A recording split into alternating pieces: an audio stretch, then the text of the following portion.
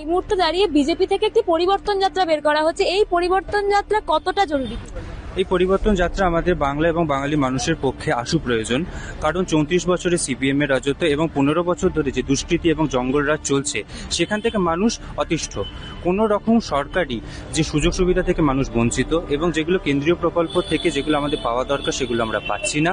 এবং সাধারণ মানুষের ক্ষেত্রে রাস্তায় চলার সময় থেকে শুরু করে নারী সুরক্ষা, শিক্ষা ব্যবস্থা এবং স্বাস্থ্য ব্যবস্থা কোনো কিছুতেই একদম কিছু নেই। ঠিক আছে, সবই ধূলিসাৎ হয়ে পড়েছে। সুতরাং এখন এখান থেকে আমূল পরিবর্তন প্রয়োজন।